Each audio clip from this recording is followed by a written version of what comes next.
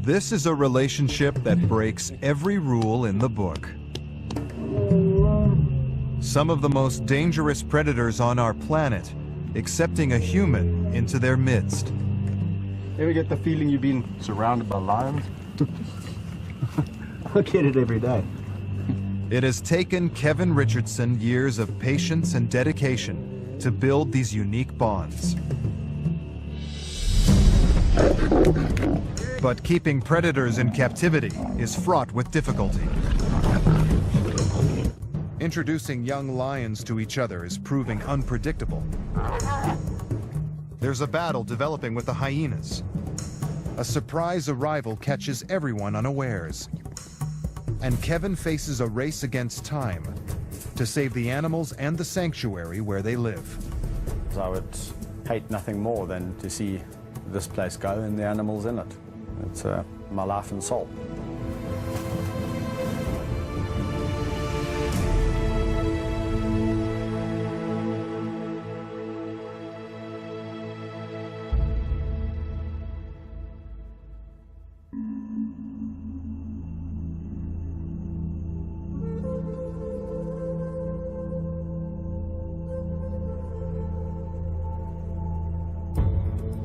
This is the kingdom of the white lion, a 1,730-acre private wildlife sanctuary run by Kevin Richardson. It's home to some of Africa's most dangerous and rarest predators. Black leopards, hyenas, and lions. And this is one of the largest and most impressive prides in the park, the big kings.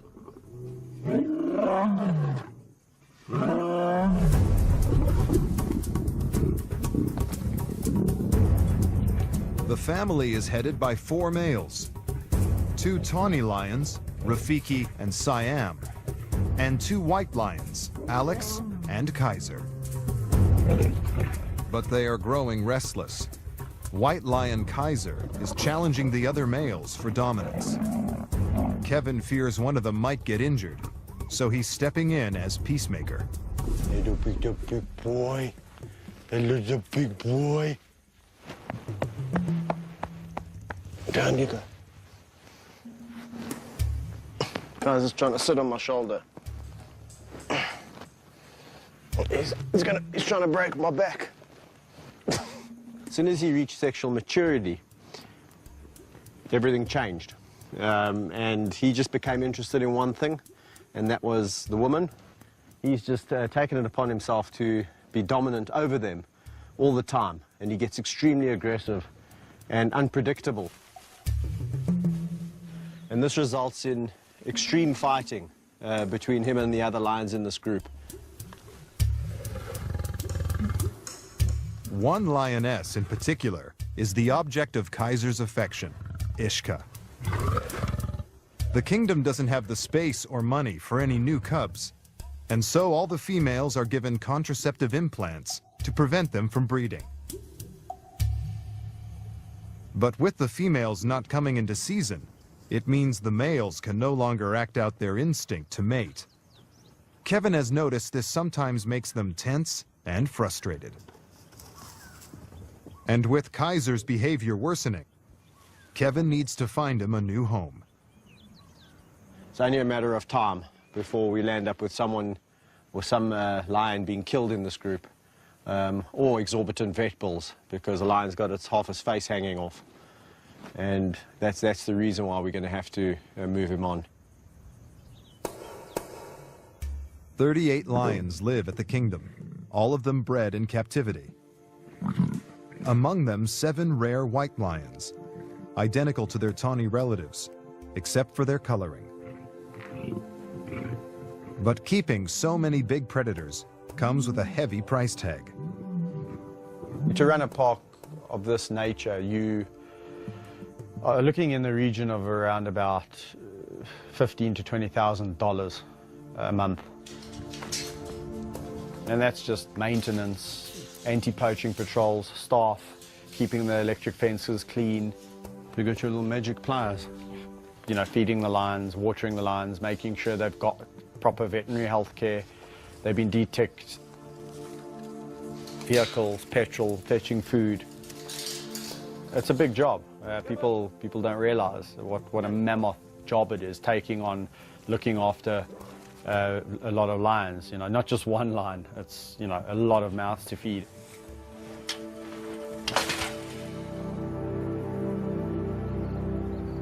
Kevin helped set up the kingdom in 2005 to house the production of a fictional movie following the story of a white lion. He was in charge of looking after all the animals on set. Today, the retired white lions that starred in the movie live out their days here, alongside Kevin's favorite lions from his former job at another park.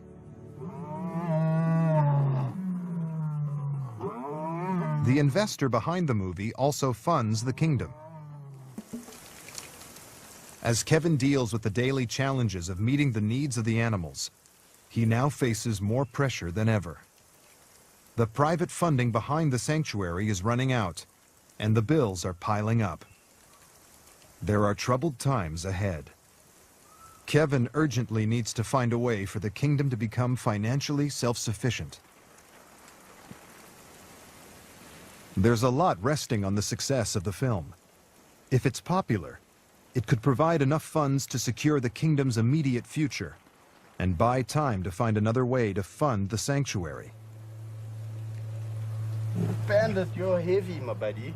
If the film, you know, for whatever reason now doesn't get out there, the consequences are that the park might have to shut down, and we might be having to find homes for 37 lions, 20-odd hyena, and the rest of the, you know, the animals that live here. Well, it would be all for naught, my life's work, if that happened. And yeah, I can't even begin to imagine that. So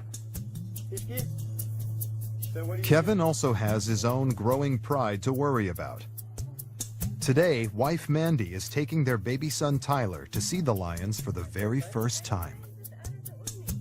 But for the family, the daily strain of running the kingdom is starting to take its toll. Behind the scenes, obviously running a park of this magnitude, and it's a constant worry for us, because if we don't find the income and keep things going, then what happens to the animals, which is obviously, Kevin, my #1 priority. And with a battle for supremacy developing in another pride, it's time for Kevin to step in again. Youngsters Tristan, Zippo, and Nash are starting to feel the wrath of their father's dominance. That ear is ringing.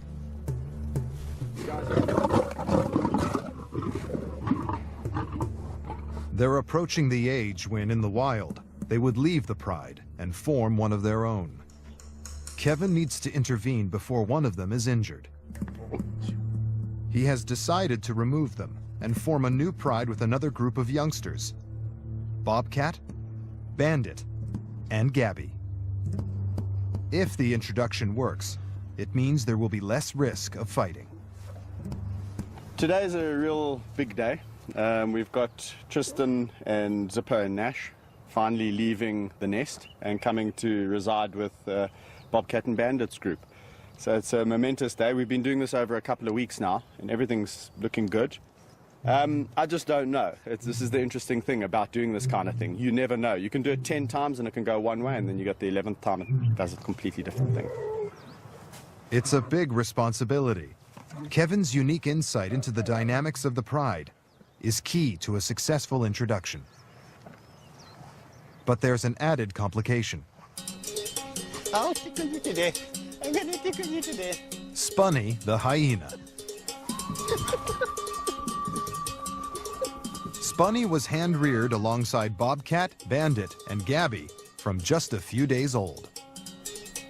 This unusual pride defy the wisdom that lions and hyenas are arch rivals and will attack each other at any opportunity. Spunny has little idea how to behave around other hyenas, and if he is introduced to them now, he is likely to be seriously injured. For his own safety, he'll stay in the pride where he knows how to behave best, like an honorary lion. With the lions, actually, he lives a pretty cool life. He's one of the pride. They live a very lazy life. They're both very social animals. Best of mates, in fact. Let's go. In you go. In you go. Get in. Whether Spunny accepts newcomers Tristan, Zippo, and Nash into his lion pride remains to be seen. We're going to release them today, see how it goes today, especially with Spunnies, the hyena. And depending how it goes by 2 o'clock, 2 o'clock's the feeding time. If it's all going well, we'll feed them together. If we suspect that it's a little bit awkward and things aren't going so well, then we'll maybe remove them and take them back. Helping Kevin is his right-hand man, Rodney Nambakana, the only other person to handle the animals at the kingdom.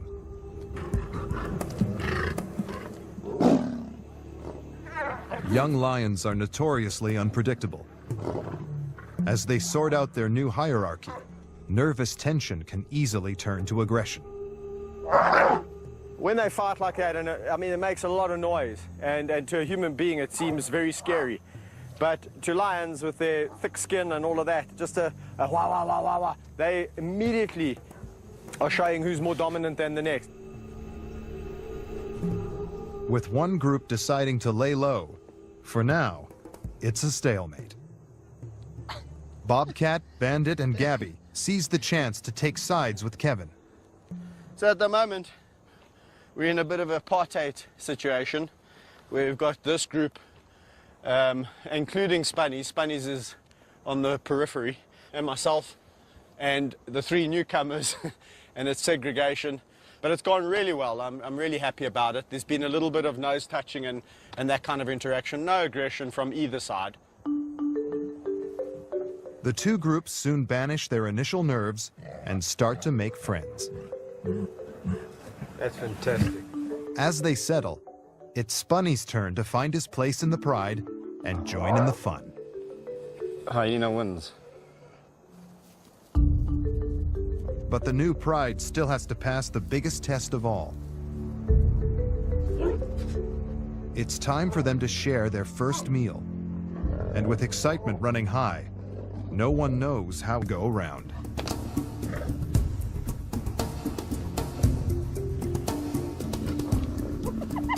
And of course, Spunny makes sure that he gets a lion's share. For now, the pride seem happy, but in the next few weeks, Kevin hopes 2 more lions will join them, if they're accepted.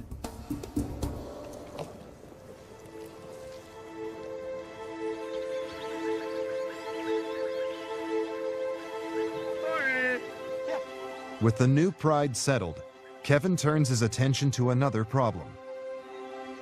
Thor is one of the lead stars in the White Lion movie.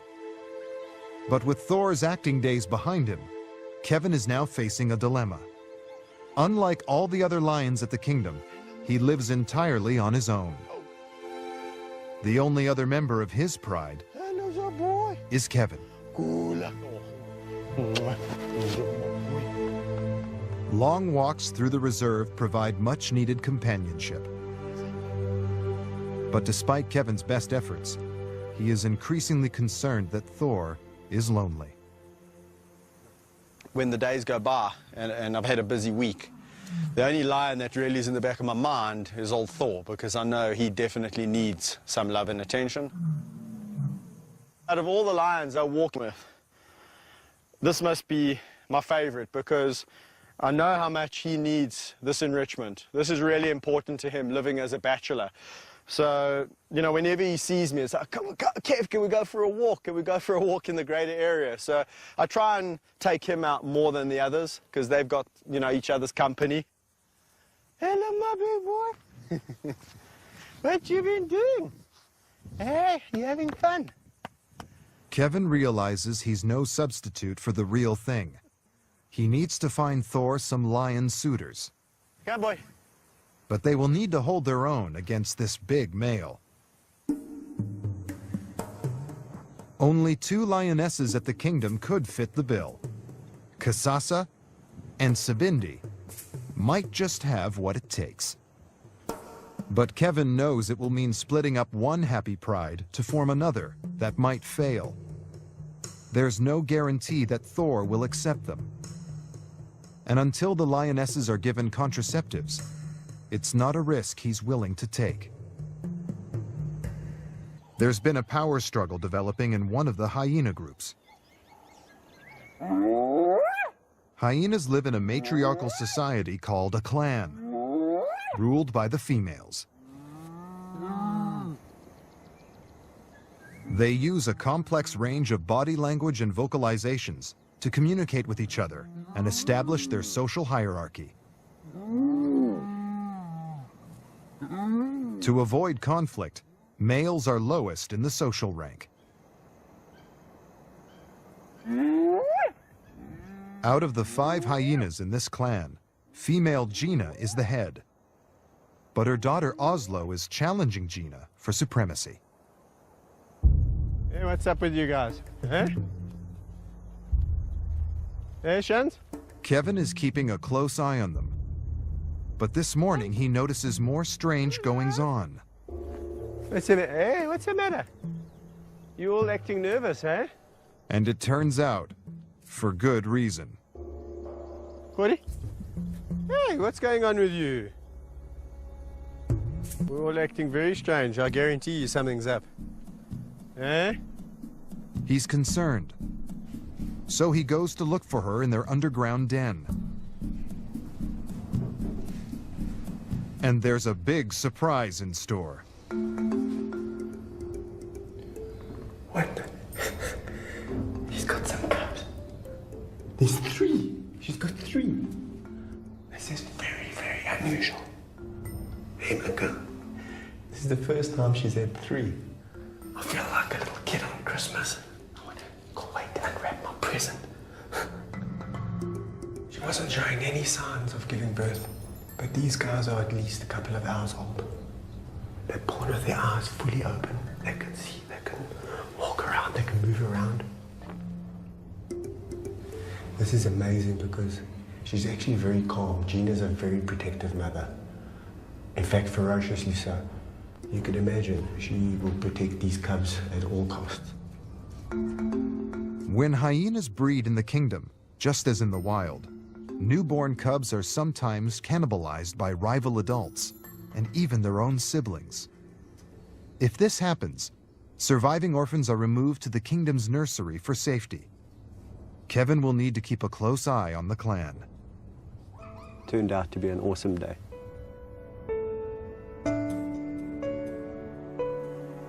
For Kevin, one of the biggest rewards of all is watching young animals mature into adults. And of those closest to his heart are 2 lionesses he rescued as cubs. Well, over here we have Meg and Amy, probably 2 lionesses that I'll never have a better relationship with. Our love affair started pretty much 8 years ago when Mom abandoned them. They probably weigh in at about 180 kilograms each. But their characters are so different. Although they've had the same upbringing, the same input, the same amount of love, the same amount of discipline, Amy is a little bit more reserved, sometimes can be petulant. Meg, on the other hand, is just the most boisterous, outgoing, fun-loving lioness you'll ever come across. And that's why I can go swimming in the river with her. She's just full of confidence. If I go in the river, she wants to go in the river. Lions will usually try to avoid going in the water whenever they can. Meg's behavior challenges convention. This seems to be a sign of her extraordinary confidence in Kevin. A big adult lioness coming up, rubbing her head on your face, feeling her tongue. It's like 80 grade sandpaper doing this. You can't stop them from doing it because it's their way of showing affection. So you've just got to endure the pain, and I tell you something, it's really worth it. Kevin has worked with big cats for over 12 years. But he has faced criticism. Some people believe he is taking too big a risk with his own life. Yeah, I get criticized all the time for the way I interact with the lions. You know, a lot of people say, do you really need to interact with them that intensely? And, you know, it's the only way I really know. Kevin has devoted his life to most of these lions since they were cubs. He believes this is key to the success of his approach. By immersing himself in their lives, he can recognize their individual moods, what they like, what they hate, and where their boundaries lie. He refuses to interact with any lions he doesn't know.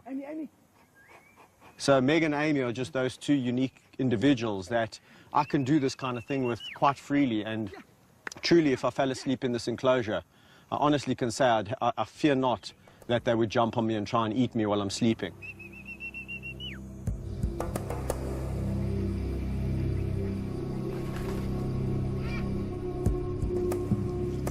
In the wild, numbers of lions across sub-Saharan Africa have declined dramatically.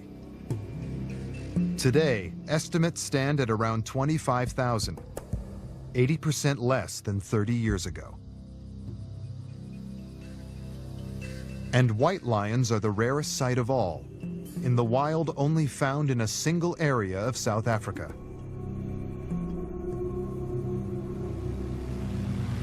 Kevin has been invited to discover just why white lion numbers in their natural environment are facing such a battle for survival. He is flying to the Timbavati Nature Reserve, part of the Greater Kruger National Park, which covers a vast wilderness area of more than 5.5 million acres. Between 2006 and 2010, only 11 white lions were born in the area, and only 3 are thought to have survived.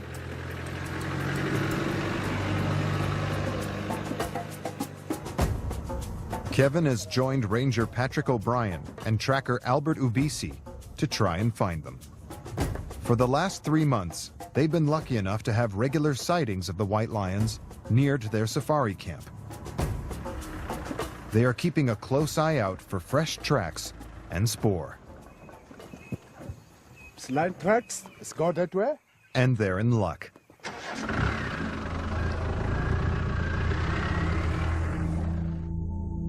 If they find them, it will be the first time Kevin has seen a white lion in the wild.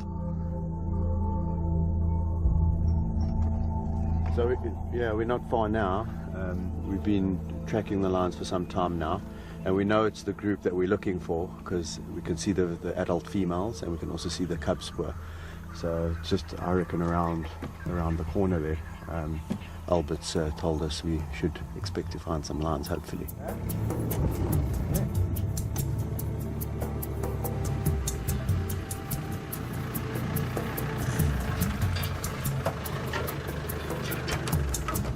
And a short while later, Kevin is rewarded with his first sighting of 2 of the rarest lions in the world.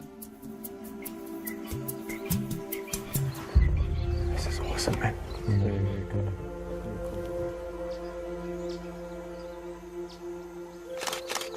You know, since December, they've been in this area and have been moving around the camp, and seems to be residents, which is great for us, of course. No, definitely, definitely. Not every day you see white lions. White lions carry a rare recessive gene that inhibits the production of color in their fur. But they are not albinos. Their paw pads and lips are pigmented, and often their eyes are bluish instead of the usual golden brown.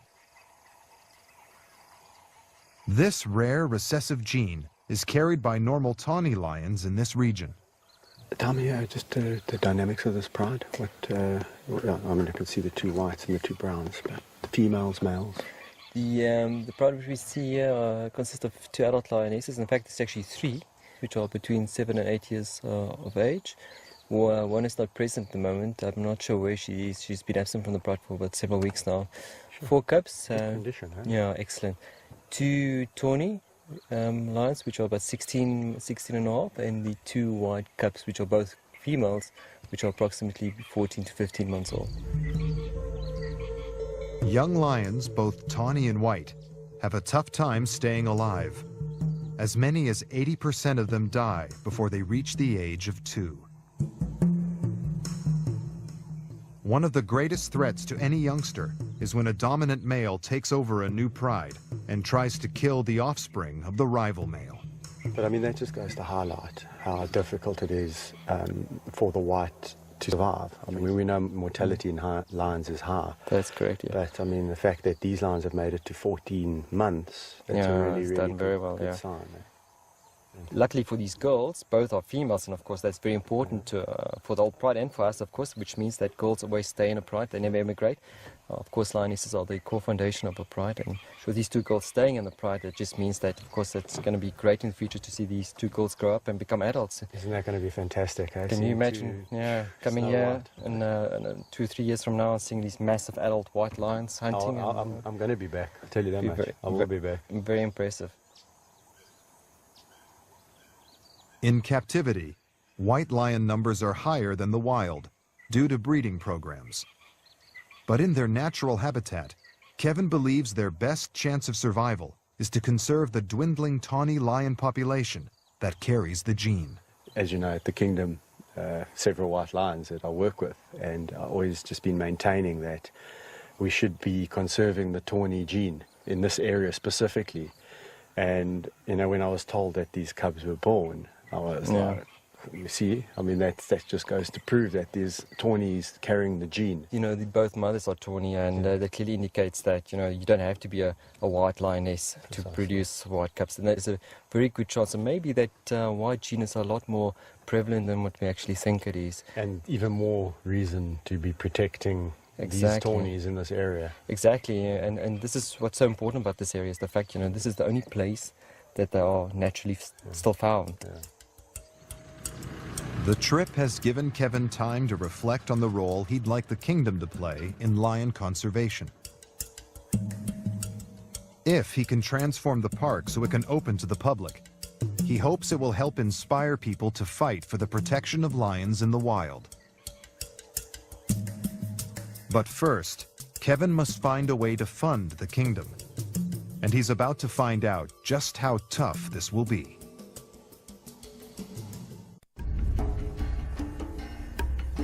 The premiere of the movie has finally arrived. As fearless as Kevin is with big cats, the glare of the spotlight is enough to rattle his nerves. I'm very anxious because premieres are nerve-wracking as it is. You've got almost 400 people coming to watch the film, and you want to be at your most relaxed. I'm not at my most relaxed. I'm a bundle of nerves, and I've got lead weights on my shoulder, and I'm demotivated, and my mind's spinning. Haven't slept a wink. I don't even know if I want to attend.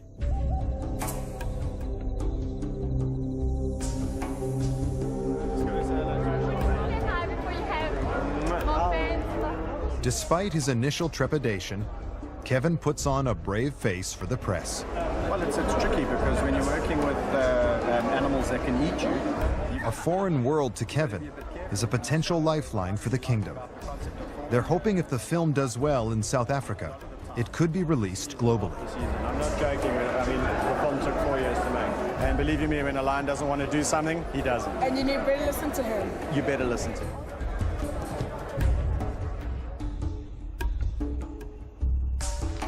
Over the next few days, the movie receives its first reviews. City vibe, yeah, feline feast. 4 out of 5.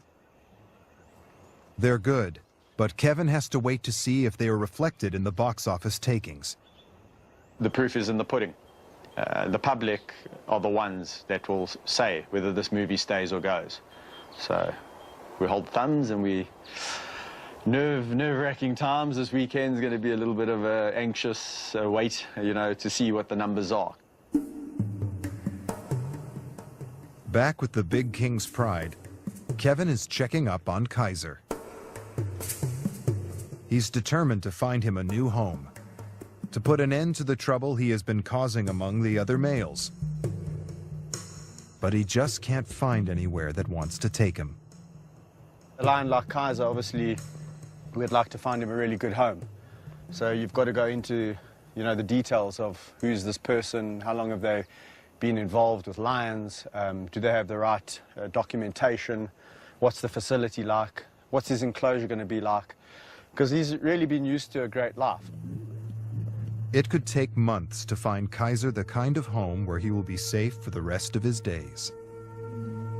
In South Africa, unscrupulous overbreeding of lions by some parks and zoos means that there is no market for any surplus animals.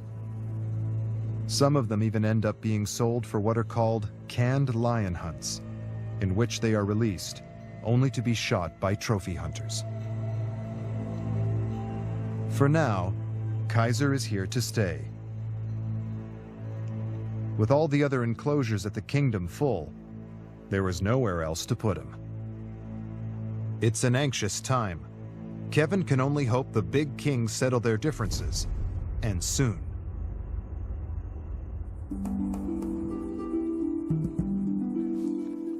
Over in the nursery, lion cubs Mafumu and Vayetsi are fast approaching adolescence. They have outgrown the nursery enclosure and need to live with other lions soon. If they don't, they risk never learning to socialize as part of a pride. I'm a firm believer in cradle to grave. And for every animal that you hand raise, you really are responsible for his destiny. So if an animal has been taken away for whatever the reason, it's a lifetime commitment, and you've got to really figure out what's going to happen with that animal when it gets older. Yeah, boys. Come, Fumu. Come, boys. Mafumu and Vayetsi now have a big week ahead of them. Come, let's go. Come. Good boys. Rodney is taking them for the first of a series of phased introductions to what will be their new pride, the so-called terrible teens. Mafumu and Vayetsi are younger, so the introduction needs to be planned carefully to stop any serious fights breaking out. Lions establishing their hierarchy in a pride, both in the wild and in captivity, will frequently injure each other.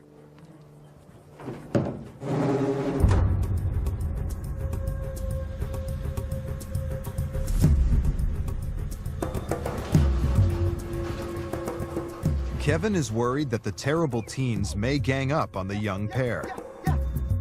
So he's decided to split up the 6-strong pride into 2 groups of 3. First, he will introduce Mafumu and Vayetsi to Tristan, Zippo, and Nash. I'm a little bit apprehensive because these 3 are notoriously aggressive, especially when it comes to lions, other lions that they don't know. But they speak a different language to us, so maybe they'll know something that we don't. Maybe Mafumu and Vayetsi, being smaller and younger, will just submit. If that happens, it's fantastic. If it doesn't, we'll have to conjure up another plan. Hello, boys! Oh! Hello, boys! Oh, look. Good look. Nicely. Who's that? Look, they've been so nice and friendly. Despite Kevin's initial anxiety, the feisty young lions stay relaxed. This is much, much better than I expected. This is phenomenal. There was like almost some form of, acknowledgement that we know we are a little bit weaker than you guys, you 3, we 2, we younger. So it was really, really good. Some new friends. Oh, it is so tempting to release Mafumu and Vayetsi with this group because it's gone so well. But in all the years of experience, I've realized one thing: overconfidence is a bad thing. And I just think we should wait probably another 1 or 2 introductions like this before we release, because they can almost lure you into a false sense of security where you think, everything's okay. And as soon as you open this gate, it's a different story. Now there's a bigger test in store. Mafumu and Vayetsi are about to meet the other, more unpredictable half of the terrible teens. Bandit. The unruly trio, Bobcat, Bandit, and Gabby, are the oldest of the terrible teens' pride. They're about to meet cubs Mafumu and Vayetsi for the very first time. They could easily gang up on the younger lions, so for their safety, Kevin keeps Mafumu and Vayetsi in the cage. Hello, boys! But as the older lions approach, Vaetzi makes a sudden and aggressive challenge. Hey, come on, be nice. Be nice. Vaetzi, why you being a naughty boy? Don't be a naughty boy. Whoa. Eh? That was really incredible interaction. It went exactly opposite to how I thought. I thought the youngsters would be a lot more submissive and roll on their backs, and that these guys would show some aggression and show some authority. It was exactly the opposite. The youngsters came at them full of aggression, and these guys were completely passive. How are you doing in and amongst all of this? Over the next hour, Kevin waits patiently as the lions sort out their differences, separated by the bars of the cage. Hey, Vaetzi! Okay, so I think what I'm going to do is let them all out together. We've done this a couple of times. There's hardly any interest. The only lion that's really showing any form of aggression is Vaetzi. That's because he's a bit nervous. Mafumu is completely relaxed. These guys are not going to do anything bad. I think if anything, it's going to come aggression from the youngsters. These guys might give a wah, wah, wah, and it's going to be all over. So I'm going to go and let them out. Be nice. Okay. But Vaetzi's initial bravado quickly fades, and he becomes submissive. Bobcat and Bandit seize the chance to gang up on the younger lion, and Kevin has no choice but to break up the fight with pepper spray. Stop, stop, stop, stop, stop, stop, stop, stop, stop. Stop, stop, stop, stop, stop, stop.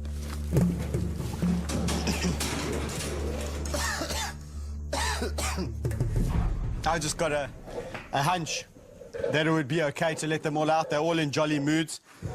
And especially the youngsters have been extremely submissive. So that's... until Mr. Bandit decided to pick on them.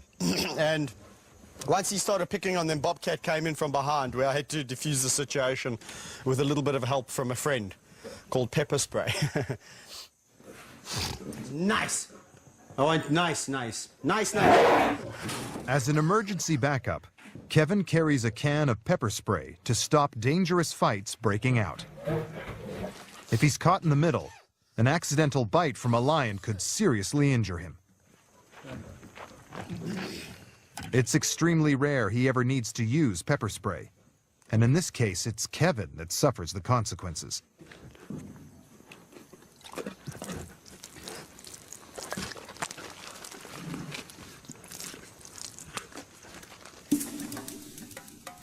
With the introduction between Mafumu and Vaetzi and this half of the terrible teens a failure, it's back to the drawing board.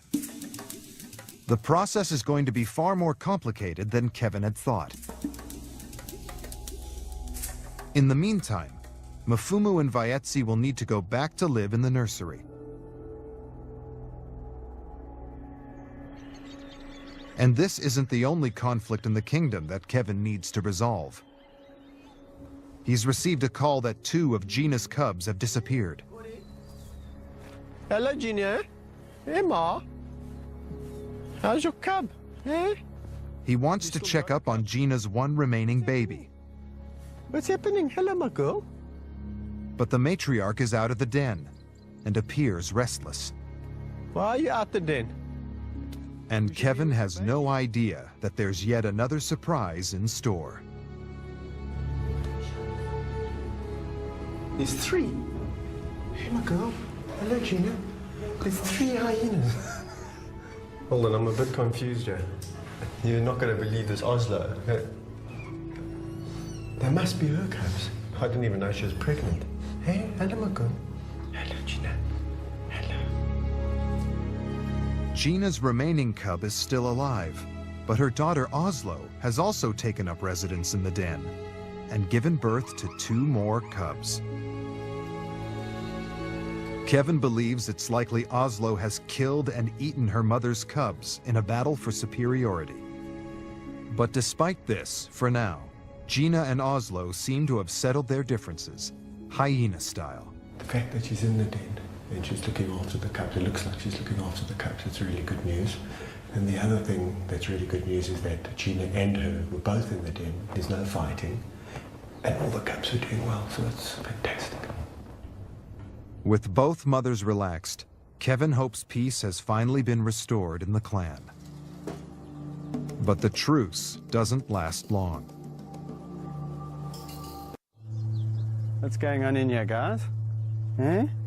A few days later, 2 more cubs have disappeared from the hyena den, and Kevin is back to find them. My goodness, what's going on here? Eh? Matriarch Gina is avoiding the den again. Not a good sign. She seems a little bit calm and friendly, and that's a bit worrying, because if she had a cub, she would be a lot more cautious and protective. Gina's not the only one behaving strangely. What's up? Her daughter Oslo and male Shanzi are raising their tails, a clear sign of aggression towards Kevin. These guys are showing signs of a little bit too much aggression, and I think we should start hopping out of here, right? Back in the den, Kevin goes to look for the remaining cub. Let's just see if I can entice him down here. This is crazy.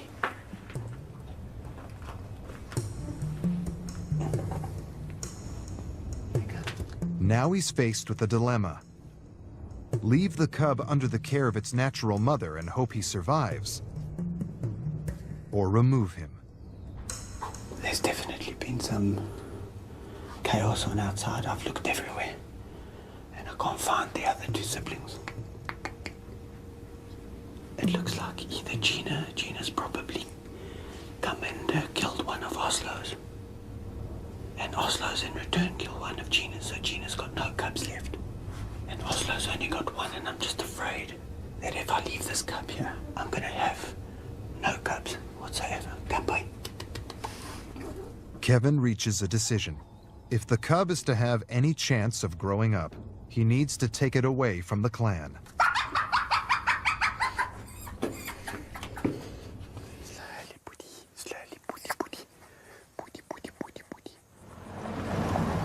The hard work of hand-raising the cub now begins. It's a 24/7 commitment. And with more mouths to feed, Kevin is eagerly awaiting news of the movie release.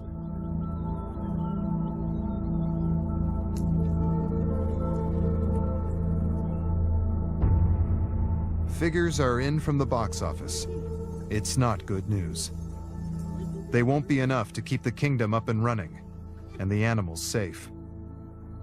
Kevin needs to find a new approach to raising funds, and fast. The park needs to be operating and basically paying for itself in about 6 months from now. And if that isn't the case, yeah, again, it's going to be quite a battle to see where we can kind of get funding from and see if we can save it.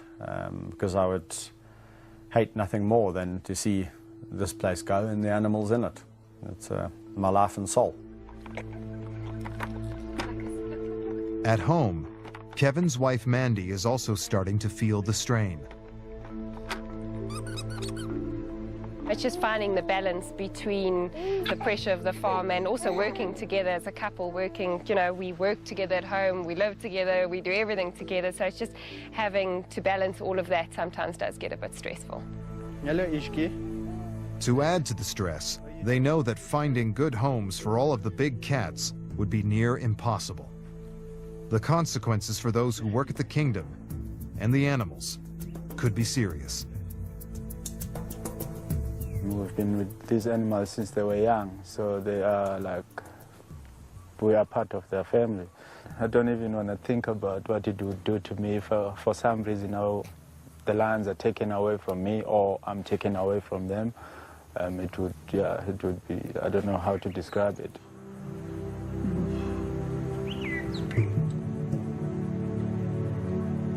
"12 years ago, I made a little pact with 2 lions called Town Napoleon, and the commitment was to really see them through to old age. And that's basically a lifetime commitment, and I'm not going to throw in the towel just because we've got a couple of financial issues. The next few weeks will be crucial. Time is running out for the kingdom of the white lion.